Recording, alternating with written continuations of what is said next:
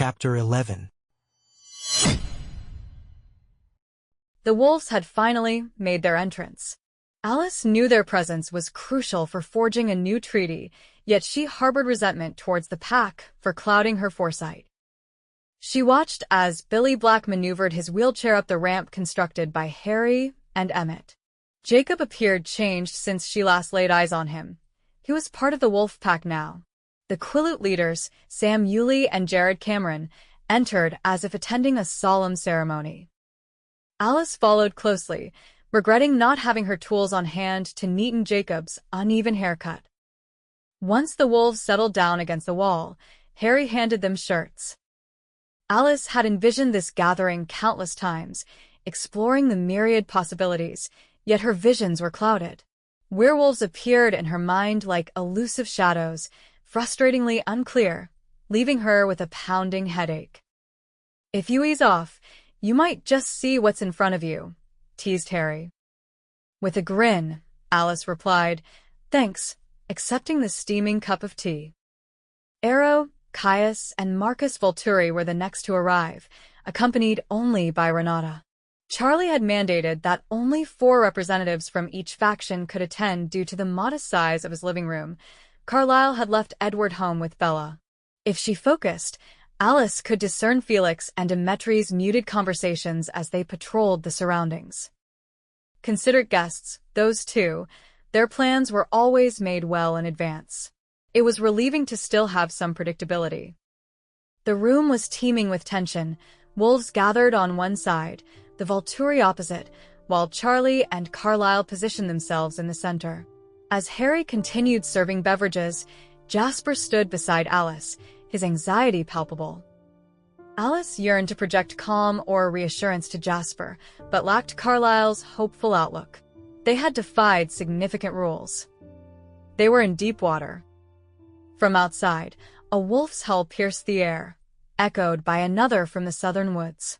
The hair at the nape of Alice's neck prickled. Charlie cleared his throat, his heart beating loudly, though his demeanor was composed. "Grateful to see you all here," he began, deliberately. "Harry assures us that the house's protections and your charms will maintain safety and anonymity. Mutual respect should guide our interactions." Caius sneered at these words. "Don't presume to instruct me, human." "Peace," Arrow interjected, his hands raised. Alice tried to glimpse his thoughts, but saw only mist. "We've already discussed the terms concerning the Swan family's humanity. Today's agenda is to settle issues regarding the wolf shifters." The introductions were already fraught with tension. Sam Yulee and Caius were both primed for conflict, though Alice could not predict a resolution. "We have centuries of history on these lands," proclaimed Billy. "Quadi endowed Taha Aki with transformation abilities, a gift woven into our lineage. That means even if we fall, our successors will resurrect to challenge you," Sam declared. Arrow chuckled. "How charming. How delightful. How interesting." "We've snuffed out entire lineages," Caius taunted, leaning in. "Every man, woman, and child.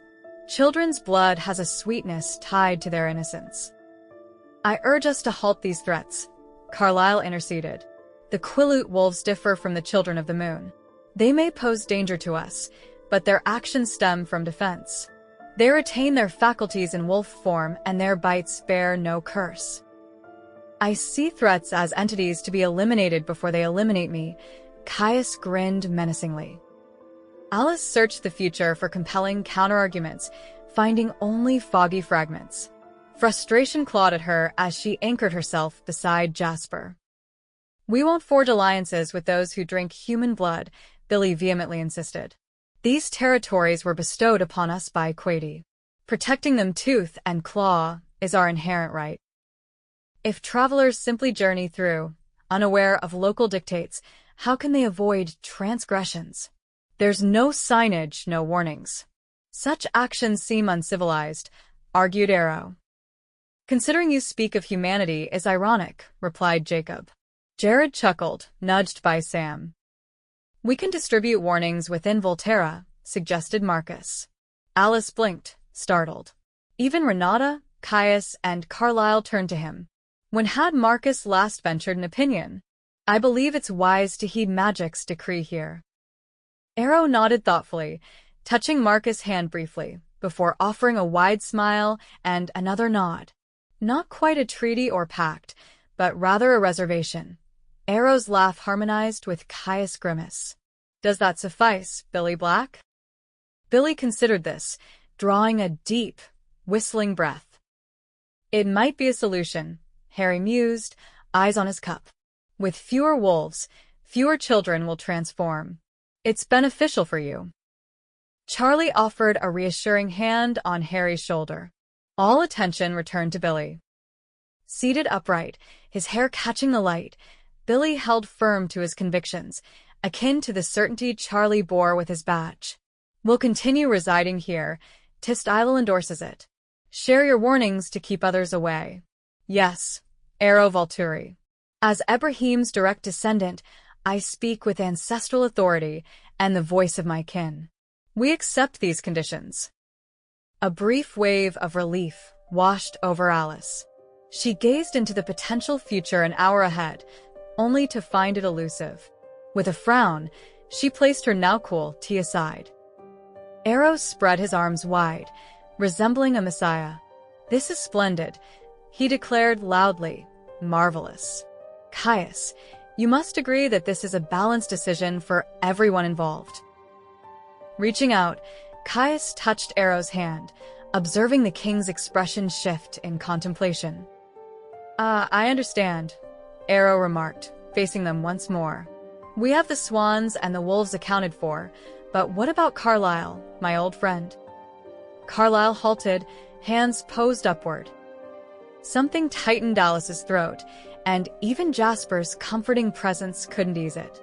Overcome by the fear clawing at her heart, Alice turned her gaze to the trio of kings deciding her adoptive father's fate. Caius, you know I never intended harm. It's not in my character, Carlyle pleaded. Arrow offered a somber smile.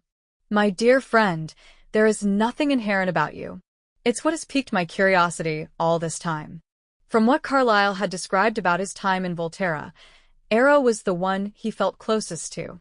That camaraderie had grown over many years. Caius quickly delivered his judgment.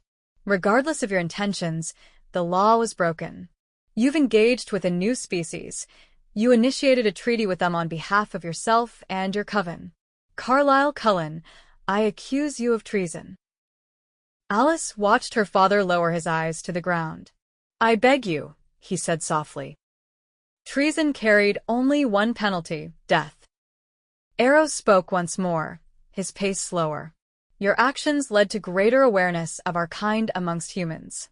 The primary law demands secrecy. The king again brushed his fingers against Caius with a grimace. Carlyle, our law was broken knowingly. I've glimpsed your thoughts.